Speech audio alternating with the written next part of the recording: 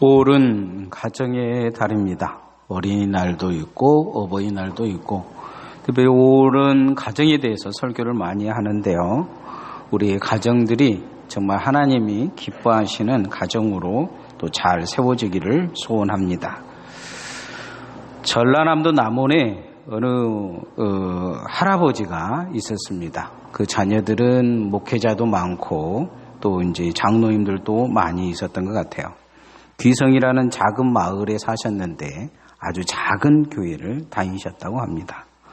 그런데 자녀들과 이제 후손들을 통해서 전해주는 말씀은 30년 동안 교회 종을 쳤다고 해요. 30년간 교회 종을 쳤는데 아마 교회가 작아서 그랬는지 어쨌는지는 모르지만 장로님은 되지 못한 것 같아요.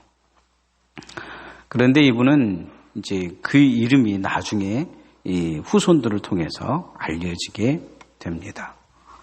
많은 사람들이 그 사람을 생각했을 때 생각한 것은 정말로 교회에 충성한 종이었다는 것이죠. 저는 어렸을 때에 이런 분들을 많이 봤습니다. 교회에 그렇게 헌신하고 충성한 분들을 많이 봤어요. 그런데 이제 그런 분들 중에 특징이 있는데 정말로 모든 사람들에게 존경받고 후손들에게도 존경받는 사람이 있는가 하면 그런 분들 중에서 마을이나 이런 곳에서 좋은 소리 못 듣는 분이 있어요. 정말 교회는 열심히 다니고 뭔가를 한 것 같은데 그렇게 칭찬받지 못한 거죠. 늘 교회에서 문제의 중심에 들어있고 또 많은 사람들에게 좋은 이야기를 하지 못하고 그런 경향이 좀 있습니다. 신앙의 반경이 좁기 때문이에요. 교회는 아주 좁습니다. 늘 좁기 때문에 만나는 사람들을 늘 만나고 또 대화하는 사람들과 늘 대화하기 때문에 이것을 우리가 어떻게 잘 다루지 못하면 신앙생활하면서 교회 안에서 망가지는 거예요. 이게 나만 망가지느냐? 그렇지 않아요. 부인이 문제면 남편도 문제가 생겨요. 그리고 부모가 문제면 자녀들도 문제가 생겨요. 신앙에 문제가 생기는 거예요. 이 작은 바운드리 같은 이곳에서 어떻게 우리 자신을 세워가느냐가 정말 중요합니다. 큰 교회라고 다를 바 없어요. 큰 교회에 가면 사람 많으니까 괜찮다고 생각하지만 큰 교회 가면 맨날 만난 사람만 만나요. 숫자가 너무 많기 때문에 그 구역에서 만난다든지 어떤 분 여전도에서 만나 그 사람들만 만나요. 똑같아요. 바운더리가 사람이 사는 공간이 한계가 있기 때문에 정말 이곳에서 하나님 앞에 내가 어떻게 서냐에 따라서 내 가정의 신앙이 결정될 때가 많아요. 늘 불평불만이 있는 사람은 주변 사람들 보면 불평불만이 의식 속과 무식 속에 깊숙이 들어가 있는 걸 보게 돼요. 감사가 안 되는 것이죠. 이 신앙의 씨를 잘 뿌려가야 돼요. 민들레가 자기 혼자 꽃 피고 끝날 줄 알지만 꽃을 피우고 그 꽃이 이제 마지막 날아갈 때는 다 퍼져서 세상에 퍼져가요. 유전자가 퍼져간다는 거죠. 신앙의 유전자는 반드시 전승되어져요. 아무것도 아닌 것 같은데 전승되어지는 것이죠.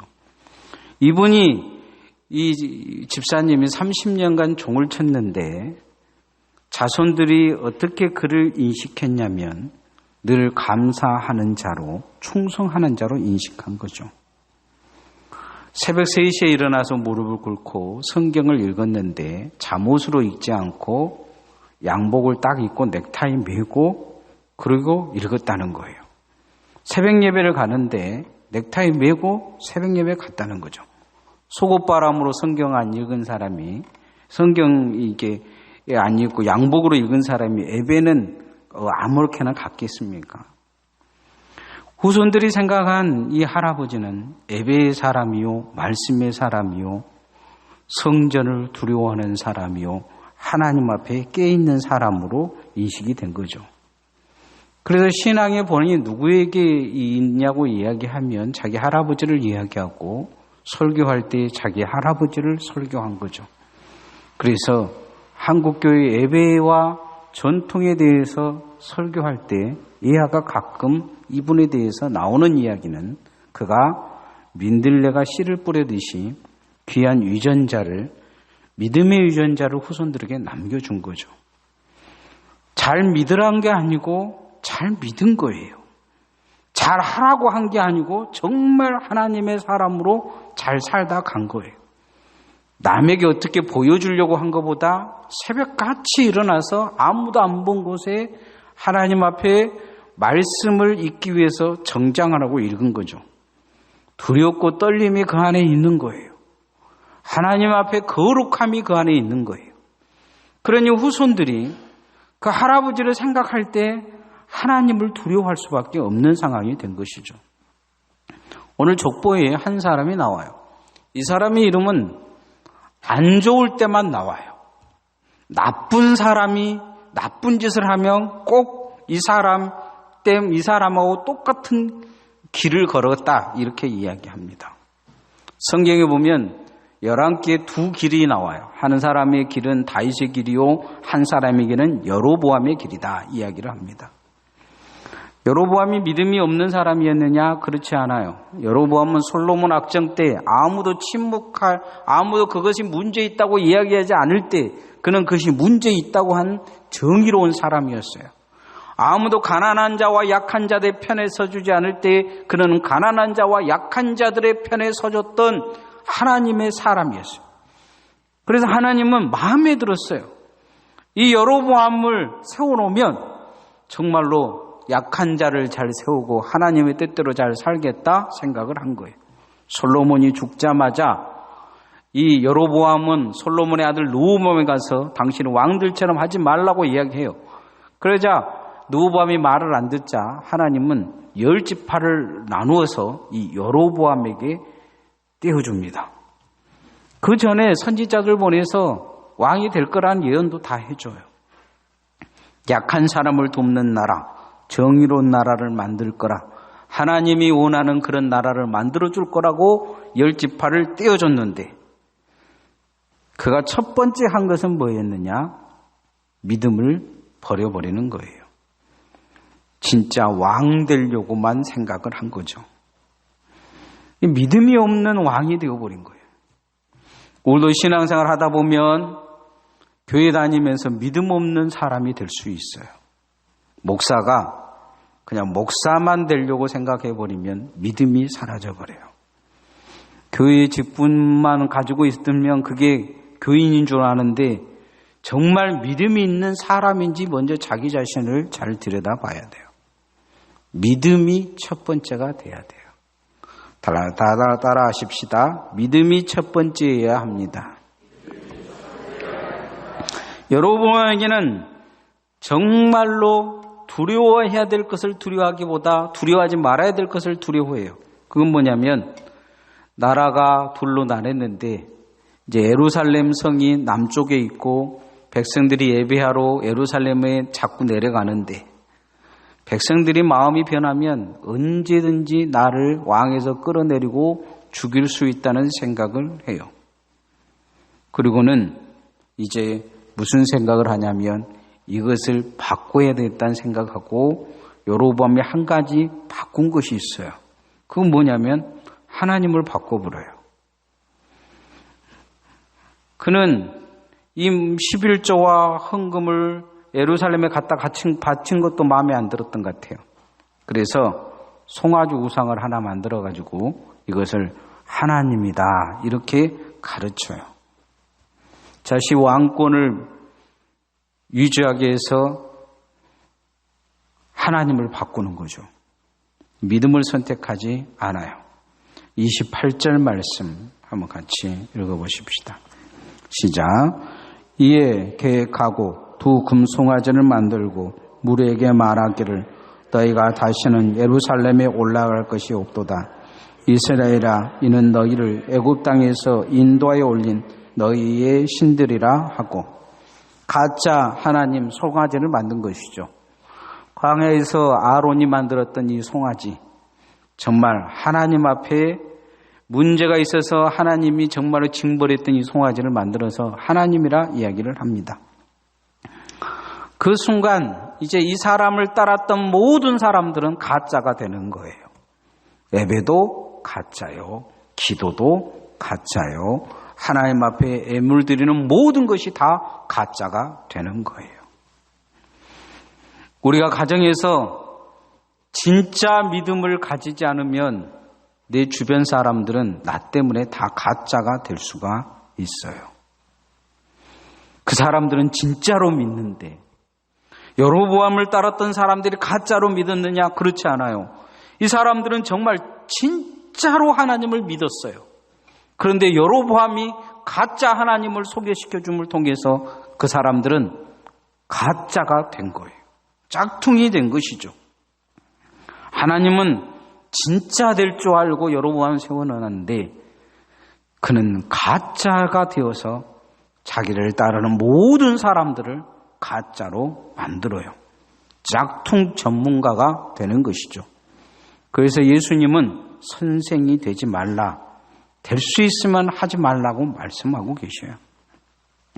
우리의 신앙생활은 어떤지 우리 자신을 뒤돌아봐야 됩니다. 진짜가 되시기를 소원합니다. 하나님은 다윗이 진짜다고 이야기를 하셔요. 내 마음에 합한 자다. 정말 그 사람은 진짜였다. 이렇게 이야기를 합니다. 모세에게도 아론과 미리암이 나타나서 그래요. 네만 진짜냐? 우리도 진짜다. 그렇게 이야기하자 하나님이 거기에 심판을 봐주셔요. 내가 보기엔 너희들은 가짜고 모세는 진짜다는 이야기를 하셔요. 모세가 얼마나 온유한지 내가 모세를 두고 그렇게 날마다 사람 대하듯이 이야기한다. 걔는 진짜고 쓰잘데기 없는 것에 문제 삼은 너희들은 가짜다. 이렇게 이야기해요. 여러분, 진짜 믿음을 가지고 진짜 교인이 돼야 여러분의 가정이, 여러분의 후손이, 여러분의 모든 사람이 진짜가 될 줄 믿습니다. 나는 지금 가짜를 만들기 위해 예를 쓰고 있는지 아니면 나는 진짜 하나님을 만나기 위해 예를 쓰고 있는지 뒤돌아봐야 됩니다. 신앙생활을 잘못하면 내 목적을 위해 가짜 하나님을 자꾸 만나고 거짓의 꿈과 모든 걸 해석을 해가면서 보이지 않는 것을 보인다, 들리지 않는 것을 들린다, 내 마음을 조종해가면서 하나님을 조종하려고 하는 시도를 할 수가 있어요. 가짜가 되어져 가는 것이죠. 내 주변 사람들도 나 때문에 가짜가 되어져 가는지를 모르고 더 가짜를 만들어서 교주 행세하려고 하는 것이죠. 우리가 교회 안에서 진짜 보석이 되어지면 다윗처럼 하나님의 보석이 되어지면 후손들도 보석이 되어질 줄 믿습니다. 여로보암처럼 죽음의 길을 열기보다 지옥의 길을 열기보다 다윗처럼 축복의 길을 여는 진짜 성도가 되어지시기를 소원합니다. 두 번째, 진짜 성도가 되어지기 위해서 예배 잘 드려야 합니다. 따라합시다. 진짜 성도가 되기 위해 예배 잘 드립시다. 여로보암의 실패는 예배의 실패였습니다. 그는 예배를 포기한 게 아니에요. 예배를 바꿔버립니다. 어떻게 바꾸냐? 자기가 원하는 대로 바꿔요. 자기 마음대로 바꿔요. 이 예배를 바꾸기 위해 그가 시도한 것이 단과 베델의 새로운 성전을 짓는 것입니다. 그리고 나서는 그곳에서 예배를 송아지에게 드려요. 가짜 예배를 드리는 것이죠. 여로보암이 이 하나님 앞에 문제가 있었지만 이 여로보암은 더 큰 문제를 가지고 있었는데 그건 뭐냐? 하나님 앞에 불신앙을 가지면서 두려워하지 않는 거예요. 예배가 얼마나 두려운 건지를 잘 몰라요. 우리는 예배 드릴 때 신령과 진정으로 두렵고 떨림으로 하나님 앞에 나아가야 될 줄 믿습니다. 예배를 잘 드리면 복입니다. 오베도돔이라는 사람이 있었어요. 이 사람은 3개월간 하나님 앞에 예배 잘 드려서 소문난 복을 받습니다. 70년간 법궤를 모시고 있었던 아비나다 집은 문제가 나중에 법궤를 잘못 모셔서 생겨요. 아브라함은 그렇게 하나님 믿는다고 얘기했지만 예배 시간에 졸다가 자녀들이 400년간 종살이 할 것을 하나님이 경고하셔요. 그렇게 하나님 앞에 충성하고 기도만 하면 막 기적과 이적과 표적이 일어났던 우시야 왕은 하나님이 하지 말라는 것을 예배 시간에 하다가 결국 그는 문둥병이 걸려서 죽을 때까지 문둥병에서 벗어나지를 못합니다. 성경은 예배 잘 드려서 축복받는 사람을 이야기하는데 대표적인 사람이 다윗입니다. 하나님이 다윗에게 허락하지 않으신 것이 있었어요. 그것은 뭐냐? 성전 짓는 거였어요. 사람 많이 죽였기 때문에 너는 성전 못 짓는다. 그렇게 이야기해요. 그런데 법궤를 옮기는 다윗의 모습을 보면 6걸음 옮길 때마다 하나님 앞에 예배드리면서 춤을 춰요.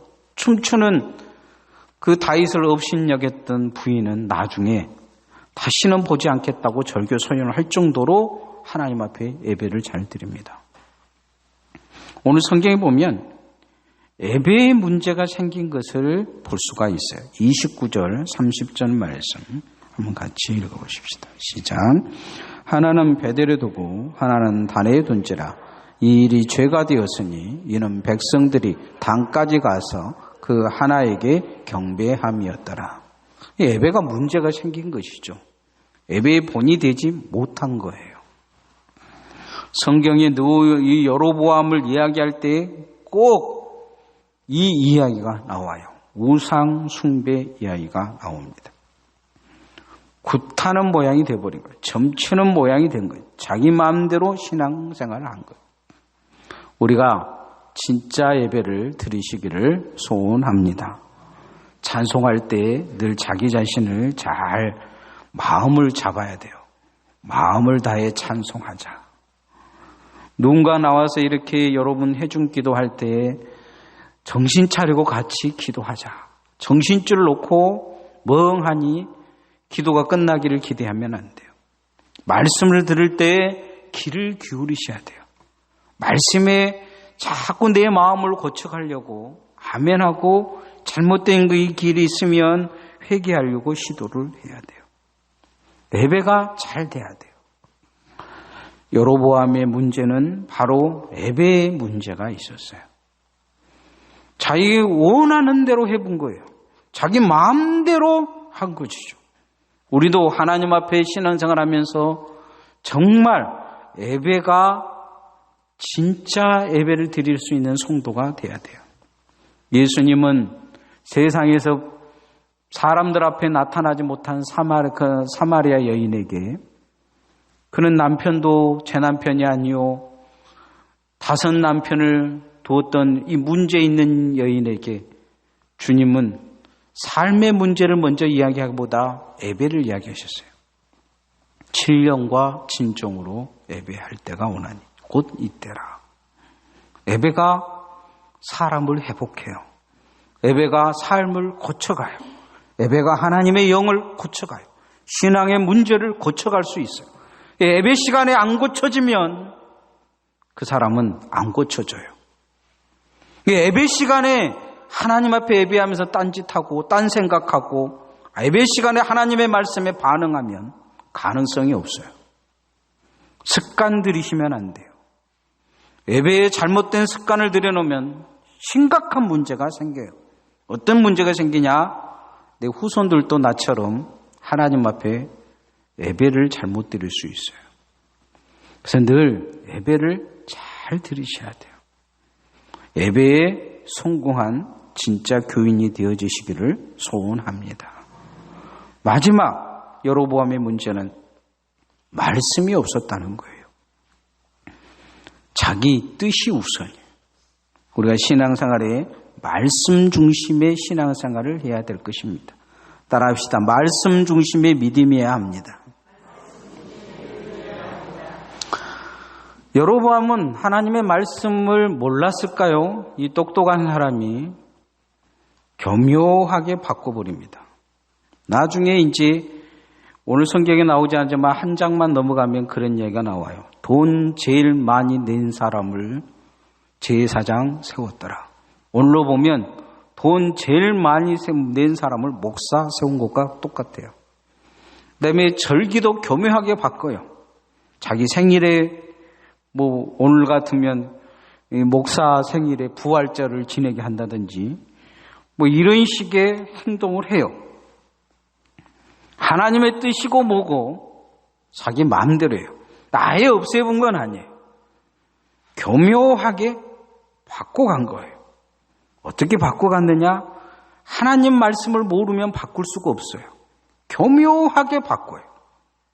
우리도 신앙생활에 보면 내가 하나님의 말씀을 믿고 살려고 애를 써야 돼요. 말씀을 통해서 나를 고치려고 애를 써야 돼요. 말씀을 이용해 먹어버리면 신앙생활은 문제가 생겨요. 하나님 말씀 앞에 두려워해야 말씀의 축복을 받아요. 저는 여러분이 하나님 말씀의 축복을 받기를 소원합니다. 말씀대로 되어지는 축복이 있어야 돼요. 말씀대로 되어지는 저주가 여러분에게서 떠나가야 돼요. 말씀은 무서운 것이 있어요. 말씀 여러분 계속 설교 말씀을 들으면 복받아라 복받아라 그러니까 말씀이 축복만 있는 줄 알아요. 그렇지 않아요. 말씀대로 되어진다는 것이 되게 무서운 이야기예요. 왜냐하면 말씀대로 되어지면 복도 있지만 말씀대로 되어지면 엄청난 저주가 있는 거예요. 우리가 말씀을 떠난다고 해서 이게 벗어지느냐? 그렇지 않아요. 신명기 28장에는 복과 저주를 내 앞에 두었다 이렇게 말씀하고 있어요. 말씀 앞에 비춰보니 여로보암은 가짜였어요. 31절 32절 말씀 같이 한번 읽어보십시다. 시작. 그가 또 산당들을 짓고 내 자손 아닌 보통 백성으로 제사장을 삼고 여섯째 달 곧 그 달 15째 날로 절기를 정하여 유다의 절기와 비슷하게 하고 제단에 올라가되 베들에서 그와 같이 행하여 그가 만든 송아지에게 제사를 드렸으며 그가 지금 산당의 제사장들을 베들에서 세웠더라. 여기 보면 비슷하게 하고 그렇게 딱 이야기를 하죠. 비슷하게 하고. 우리가 신앙생활을 비슷하게 하면 그 사람 이단이에요. 비슷하면 안 돼요. 진짜가 돼야 될 줄 믿습니다. 짝퉁 신앙이 되어서는 안 돼요. 짝퉁을 가르쳐줘서도 안 돼요. 진짜를 가르쳐줘야 돼요. 하나님 앞에 어떻게 섬겨야 되는지, 교회를 어떻게 섬겨야 되는지, 주의 종들과 성도들을 또 교회의 중직자들을 어떻게 섬겨야 되는지 진짜를 가르쳐줘야 돼요. 내가 기분 나쁘다고 내 마음에 안 든다고 가짜를 가르쳐 놓으면 정말 짝퉁도 무서운 짝퉁이 나중에 나타나요. 여로보암의 이제 뒤를 이어가는 사람들을 보면요. 야, 이 짝퉁도 왕이 되는데 이렇게 나와요. 그리고는 계속 반역을 일으켜요. 왕만 되면 얼마 가지 못해서 죽어요. 그리고는 그 아들이 왕이 되면 그 아들이 차라리 왕 안 된 것이 날 정도로 죽어요. 근데 그만 죽느냐? 아주 일가족을 몰살을 해버려요. 이 짝퉁이 무서운 거예요. 계속 이 왕정을, 이 북이스라엘 왕정을 보면 계속 거기서 반복이 돼요. 그러나 이 다윗의 가문은 그렇지 않아요. 어떻게든지 하나님이 다윗의 가문을 세워가면서 진짜가 되라고 요구하고 계셔요. 이 진짜 같은 신앙들이 많이 나와요.